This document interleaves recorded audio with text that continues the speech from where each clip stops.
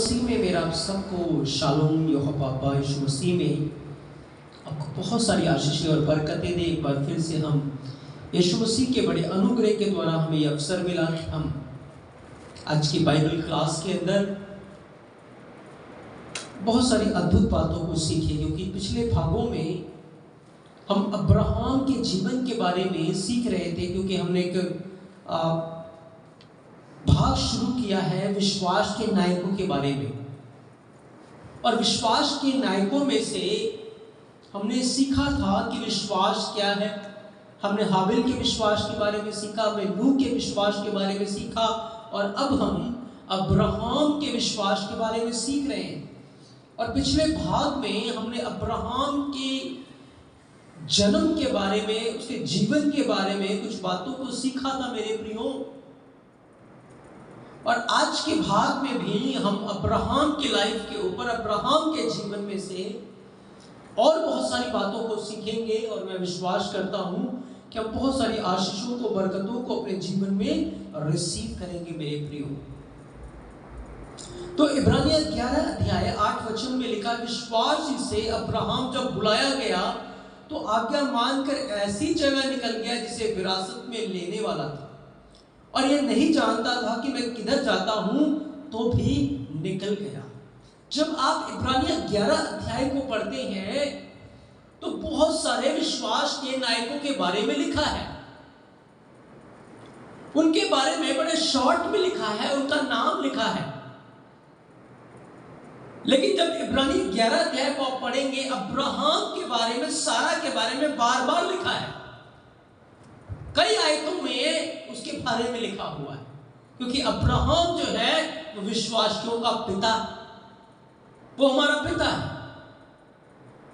क्योंकि उसने उस समय विश्वास किया और इस हद तक विश्वास किया जैसा विश्वास और किसी ने नहीं किया मेरे प्रियो।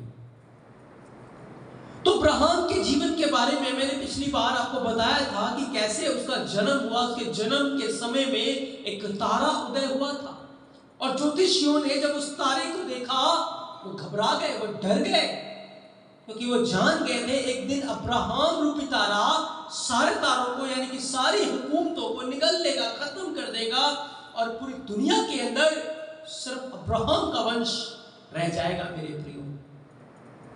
और बिल्कुल आप उस समय के निकट जा रहे हैं जब राज्य परम प्रधान और उसके लोगों का हो जाएगा, अब्राहम के वंश का हो जाएगा।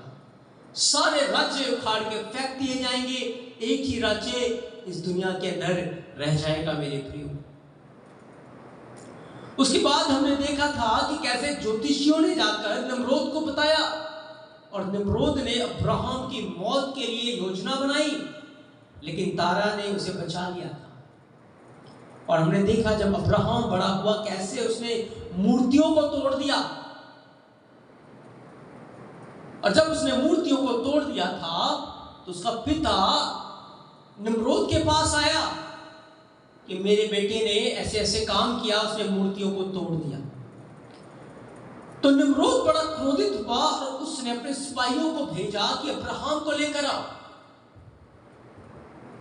तो जब सिपाही अब्राहम को लेकर आए तो निम्रोद ने अब्राहम से पूछा कि मैं तेरे बारे में क्या सुन रहा हूं कि तूने मूर्तियों को तोड़ दिया, देवताओं को तोड़ दिया। अब्राहम ने उत्तर दिया कि मैंने नहीं तोड़ा, मैंने नहीं तोड़ा, पर बड़ी मूर्ति ने सारी छोटी मूर्तियों को तोड़ दिया, क्योंकि वो उसके सामने मीट के ऊपर छपक पड़ी थी। बड़ी मूर्ति ने किसी का कान तोड़ दिया, किसी का हाथ तोड़ दिया, किसी का मुंह तोड़ दिया, किसी का सिर फोड़ दिया। तो जब राजा ने सुना ये बात तो राजा ने कहा, क्या मैं पागल हूं? क्या तू मुझे पागल समझता है? क्या वो मूर्तियां देख सकती हैं? क्या वो मूर्तियां सुन सकती हैं? क्या वो मूर्तियां कुछ हरकत कर सकती है? क्या वो चल सकती है? क्या वो उठ बैठ सकती है? क्या वो सूंघ सकती है? क्या वो खा सकती है? तो अब्राहम ने कहा कि राजा, यदि वो मूर्तियां ना उठ सकती है ना खा सकती है, ना पी सकती है, ना चल सकती है, ना पहन सकती है, ना बोल सकती है, तो क्यों उसको तुम मानते हो? क्यों तुम उसको सजदा करते हो? क्योंकि ये मूर्तियां तो किसी काम की नहीं है। राजा चुप हो गया।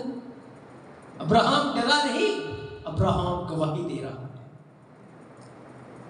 कहता है काश और पृथ्वी को बनाने वाला एलोहिम यहोवा स्वर्ग में है। हालेलुया। वो डरा नहीं, वो घबराया नहीं, वो कायम होकर गवाही दे रहा था। आज मसीह लोग जब पकड़ लिए जाते हैं, उनकी आवाज नहीं निकलती, वो डर जाते हैं, घबरा जाते हैं, क्योंकि पता नहीं उनके अंदर डर का आत्मा भरा हुआ है। क्योंकि बाइबल कहती है हमें भय का नहीं, जय, सामर्थ और संयम का आत्मा दिया गया है। कोई हमारी जुबान को रोक नहीं सकता। जब स्तिफनुस सताव सह रहा था, चुप नहीं हुआ, वो बोलता रहा, बोलता रहा, बोलता रहा। लोगों ने पत्थर उठा लिए मारने के लिए, तब भी चुप नहीं हुआ, तब भी गवाही दे रहा है। और आखिरी सांस तक, जब तक उसकी सांस में सांस था, जब तक उसके अंदर जीवन का श्वास था, जब तक उसका पूरा खून नहीं बह गया, तब तक वो बोलता रहा। और उसने बोला कि पिता, ये पाप इनके ऊपर मत लगा। और उसने अपनी आत्मा यहोवा के हाथों में सौंप दी और वो सो गया। हमें गवाही देने के लिए रखा है। पौलुस को जब पकड़ा गया, चुप नहीं हुआ, वो सही मौका था उसके लिए, वो गवाही दे रहा है। यही तो मौका है गवाही देने का। तो अब्राहम भी वहां पर गवाही दे रहा है। राजा क्रोधित हो गया, राजा गुस्से में आ गया, पर अब्राहम के ऊपर कोई फर्क नहीं पड़ा। राजा ने कहा इसे बंदी गृह में डाल दो, और 10 दिन तक राजा ने उसे बंदी गृह में डाल दिया, बंदी गृह में डाल दिया। और फिर योजना बनाने लगा कि अब मैं अब्राहम के साथ क्या करूं, क्या दंड दूं मैं उसको। तब अब्राहम की अग्नि परीक्षा हुई। क्या हुई? अग्नि परीक्षा। उसने अपने सलाहकारों को बुलाया कि अब्राहम के साथ क्या किया जाए। तो सलाहकारों ने उसे उत्तर दिया, उसे आग में जलाना चाहिए। जिसने हमारे देवताओं के साथ ऐसा किया, उसे कहां जलाए? आग में जलाए। तो राजा ने कहा ठीक है। उन्होंने सूखी लकड़ियां इकट्ठा की, एक मैदान लिया और उसे 7 गुना धधका दिया, उसकी सेक को बढ़ा दी गई और आग का एक भट्टी तैयार की गई, एक घूरा तैयार किया गया आग का। अब जब उसको लाया गया अब्राहम को कि उसे आग में डालना है, तो पीछे उसका भाई था, उसका नाम था हरान। अब हरान के मन में चल रहा था कि अब्राहम सही है या राजा सही है। वो दो विचारों में लटका पड़ा था कि अब्राहम का परमेश्वर सही है, यहोवा सही है, या मेरे बाप का जो मूर्तियां वो सही है। तो उसने सोचा अगर अब्राहम बच जाएगा तो मैं अब्राहम के यहोवा के पीछे चलूंगा, अगर अब्राहम मर जाएगा तो मैं राजा के पीछे चलूंगा। तो जब अब्राहम को लाया गया कि उसे आग की भट्टी में डाले, तो ज्योतिषी लोग वहां थे। तो ज्योतिषियों ने जब अब्राहम को देखा, चिल्ला पड़े कि राजा, ये तो वही बालक है जिसके बारे में हमने बचपन में तुझसे बात की थी। ये तो जिंदा है, तूने तो कहा था कि वो मर गया। तो राजा और क्रोधित हुआ। उसने उसके पिता तेरह को बुलाया कि तूने मेरे साथ धोखा क्यों किया, मुझे सही बता कि धोखा करना किसने तुझे सिखाया। क्योंकि राजा तेरह को प्यार करता था, तेरह उसका बहुत वफादार था, वो तेरह को मारना नहीं चाहता था। तो उसके बाप ने कहा बड़े भाई ने ना अब्राहम के, उसने मुझसे ये काम कराया, उसने मुझे सलाह दी कि ऐसे करो। तो राजा ने कहा उसके बड़े भाई को भी बुलाओ, हरान को भी लेकर आओ, उसे भी आग में डाल दो। तो अब्राहम को भी बांध के आग की भट्टी में डाला गया, हरान को भी बांध के आग की भट्टी में डाल दिया गया। पर याद रखिए, हरान दो विचारों में था। अब्राहम यहोवा के पीछे चल रहा था। तब क्या हुआ? तब यहोवा ने कहा, अब्राहम मेरा निज भाग है। पर हरान का मन दो विचारों में लगा हुआ है। आज दो विचारों वाले लोग बहुत हैं, उनके जीवन में पाप भरा है। कभी वो मसीह के मार्ग पे, कभी वो दुष्ट के मार्ग पे चलते हैं। ऐसे लोग जल जाएंगे। तो यहोवा उस आग की भट्टी में उतर आया था उस समय अब्राहम को बचाने के लिए, लेकिन हरान उस आग की भट्टी में नाश हो गया। हरान जल के भस्म हो गया, क्योंकि जो दो विचारों में रहेंगे वो डूब जाएंगे, जो दोनों में पांव रखेंगे वो डूब जाएंगे। अब अब्राहम और यहोवा आग की भट्टी में घूम रहे हैं, वो दोनों बातें कर रहे हैं, लोग देख रहे हैं। अब्राहम को डाला था, उसके साथ कोई और भी है, और ये आग की भट्टी में घूम रहे हैं, तो कुछ भी नहीं हो रहा। एक दिन पूरा गुजर गया, अब्राहम और यहोवा दोनों घूम रहे हैं, बात कर रहे हैं, जैसे गार्डन में घूम रहे हैं। लोग देख रहे हैं नजारा, हैरान। उन्होंने राजा को जाके बताया कि अब्राहम ना आग की भट्टी में घूम रहा है। राजा ने कहा तुम भी जाओ, तुम भी नहीं चलोगे। तो कुछ लोगों ने जाकर टेस्ट करना चाहा, वो जल मर गए। दूसरा दिन आया, दूसरा दिन भी अब्राहम आग की भट्टी में घूम रहा है, यहोवा से बात कर रहा है। तीसरा दिन आ गया, तीसरे दिन भी अब्राहम आग की भट्टी में घूम रहा है, और आग उसे जला नहीं रही, बंधन जल गए हैं। पर आग अब्राहम को पता है, जब उसने यशाया में कहा जब तू आग में से होकर जाएगा आग तुझे जलाएगी नहीं, जब तू पानियों में से जाएगा पानी तुझे डुबोएंगे नहीं, तो ऐसे नहीं कहा था। उसने अब्राहम का उदाहरण दिया था कि जब वो आग में चला तो आग ने से जलाया? हाँ, नहीं जलाया। जब हनन्याह मिशाएल अज़रिया के सामने आग की भट्टी थी, वो दो विचारों में नहीं, उनको पता था कि हम किसकी संतान हैं। अगर हमारे बाप को आग की भट्टी से बचा लिया गया, तो यहोवा हमें भी आग की भट्टी से बचाने की सामर्थ्य रखता है। ऐसे नहीं बोला उन्होंने कि राजा हमें तो पता है कि हमारा एलोहिम जो है वो हमें आग की भट्टी से बचाने की सामर्थ्य रखता है, वो हमें तेरे हाथों से बचाने की भी सामर्थ्य रखता है, पर यदि नहीं भी बचाएगा ना, तुझे पता होना चाहिए हम सजदा नहीं करेंगे। ऐसे नहीं उन्होंने किया, उन्हें पता था कि वो हमें बचाने की सामर्थ्य रखता है। उन्हें पता था हमारे बाप को बचाया है, हमें भी वो बचाएगा। हालेलुया। याद रखिए, हम भी उसी बाप की संतान हैं। बाइबल कहती है विश्वास से हम अब्राहम की संतान हैं।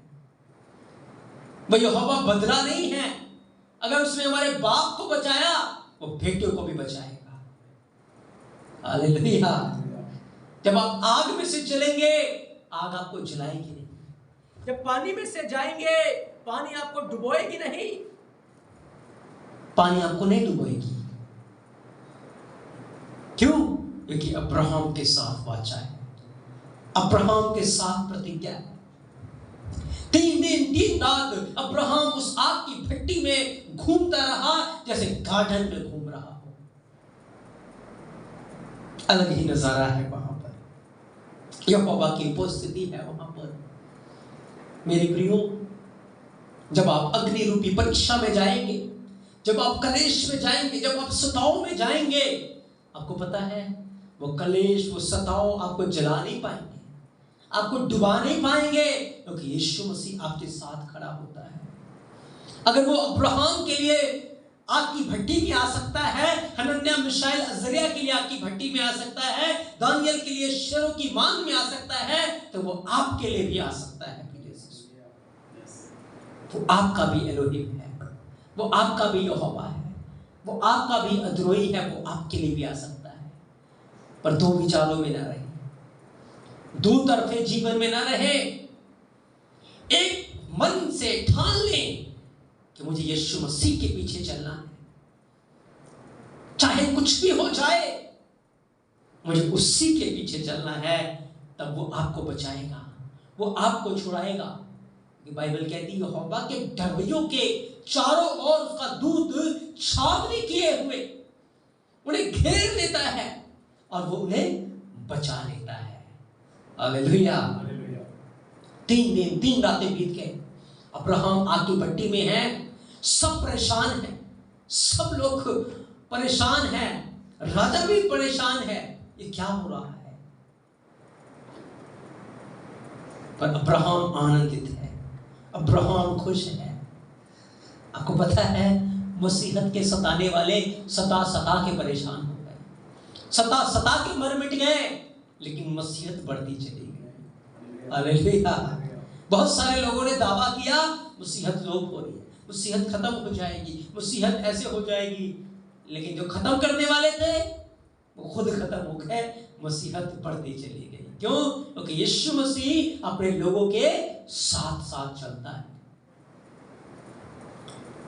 अन्य जातियों का खुदा, अन्य जातियों के माबूद न बोल सकते हैं, न देख सकते हैं, न सुन सकते हैं, लेकिन हमारा एलोहिम यहोवा, हमारा यीशु मसीह जीवित है, वो हमारे साथ साथ रहता है। अगर उसने हमारे बाप को बचाया है तो वो हमें भी बचाएगा, क्योंकि उसने वादा किया है। बस सारे मन से, सारे प्राण से, सारी सामर्थ से आप उसके पीछे पीछे चले, उसके वचनों में बने रहे, उसकी आज्ञाओं में बने रहे, उसके प्रेम में बने रहे। मेरे प्रियो, वो आपको छुड़ाएगा, वो आपको बचाएगा, वो आपको संभालेगा। 3 दिन बीत गए, राजा निकल के बाहर आया। राजा ने कहा अब्राहम, अब्राहम, मैं जान गया हूं तेरा परमेश्वर जीवित है, तो आग की भट्टी से बाहर आ जा। और जब अब्राहम ने सुना, अब्राहम आग की भट्टी से बाहर आया। जब वो बाहर आया, उसके शरीर के ऊपर कोई हानि का चिन्ह नहीं था, उसके बाल भी नहीं जले थे, उसके जूते भी नहीं जले थे, उसके कपड़े भी नहीं जले थे। तब राजा ने उसे गिफ्ट्स दिए, उपहार दिए, और उसको 2 सेवक दिए। उन सेवकों में से एक का नाम एलिएजर था। एलिएजर जो उसका सेवक था, तो राजा ने उसको गिफ्ट दिया था। वहां अब्राहम एक अग्नि में परीक्षा में सफल हुआ। ऐसे ही नहीं, यहोवा ने कहा मैं अब्राहम का यहोवा। ऐसे ही उसे विश्वासियों का पिता नहीं कहा गया। उसने उस समय अग्नि परीक्षा में गया जब ये वाक्या कभी हुआ ही नहीं था। उसने उस समय उन बातों के ऊपर विश्वास किया, उस समय वो चला जब इन बातों की कोई चर्चा भी नहीं थी।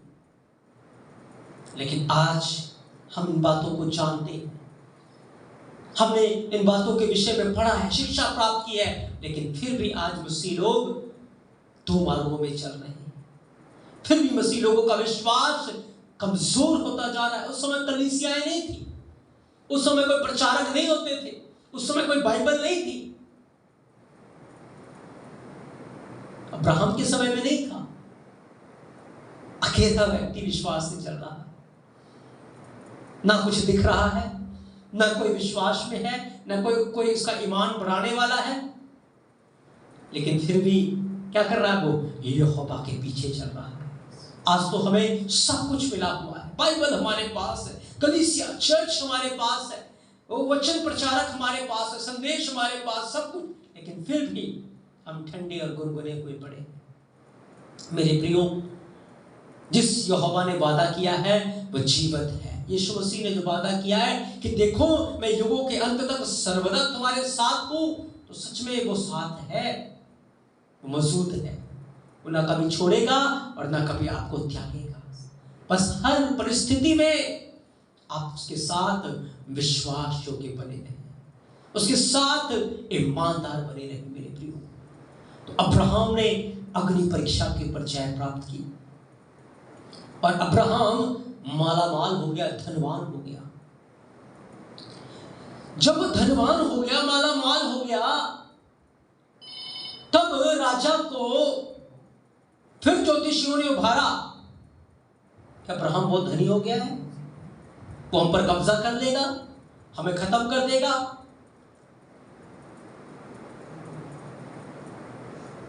और फिर वो उसको मारने की युक्ति बनाने लगा। उस समय अब्राहम उस देश को छोड़कर निकल गया मेरे प्रिय। उस समय अब्राहम की आयु 70 वर्ष की थी। वो वापस आया 5 साल बाद, और जब उसकी आयु 75 साल की हो गई, तब यहोवा ने उससे बात की, अब अपने देश को, अपने लोगों को, अपने परिवार को, अपने घर को छोड़कर अब मैं जो स्थान तुझे दिखा रहा हूं वहां पर तू चल। और उस समय अब्राहम विश्वास से उसने सब कुछ छोड़कर एक ऐसे स्थान पर जिसके बारे में ना तो वो जानता था, ना तो उसने देखा था, ना तो उसे कुछ पता है, वह ऐसे स्थान के ऊपर निकल पड़ा मेरे प्रियो।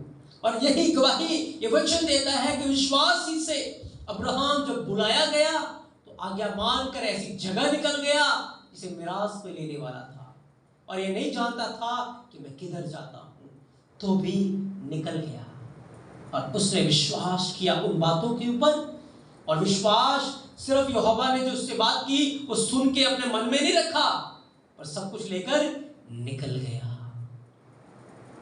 यीशु मसीह ने कहा मैं तुम्हें भेजता हूं भेड़ों के रूप में भेड़ियों के बीच में, मैं तुम्हें भेजता हूं, जाओ जाकर सारी दुनिया के लोगों को सुसमाचार सुनाओ, उन्हें पिता पुत्र और पवित्र आत्मा के नाम से बपतिस्मा दो, जो बातें मैंने तुम्हें मानना सिखाई है उन्हें मानना सिखाओ। अब्राहम को भेजा गया, अब्राहम निकल पड़ा, हमें भी भेजा गया है मेरे प्रिय, हमें भी निकलना है, हमें भी उसकी गवाही देनी है, हमें भी उसके नाम को ऊंचा उठाना है। जब आपको समय मिले, जब आपको मौका मिले, डरे ना, घबराए ना, सिर के सारे बाल गिरे हुए हैं, कोई बाल भी बाका नहीं कर सकता। Hallelujah, hallelujah. आज के भाग में हमने अब्राहम की अग्नि परीक्षा के बारे में देखा मेरे प्रियो, और विश्वास से अब्राहम उस जगह पर निकल गया जिसे वो मिरास में लेने वाला था। अगली बार हम देखेंगे कैसे उसकी जर्नी हुई, कैसे वो निकला, क्या क्या उसके मार्ग में कष्ट आए, संकट आए, तूफान आए, लेकिन अब्राहम रुका नहीं। अब्राहम विश्वास में होकर बढ़ता चला गया, इसीलिए यहोवा ने उसे विश्वासियों का पिता बना दिया मेरे प्रियो। तो मेरा अतुरई आपको अपने इस पवित्र वचन के द्वारा आपको बहुत सारी आशीषें और बरकतें दें। आमीन।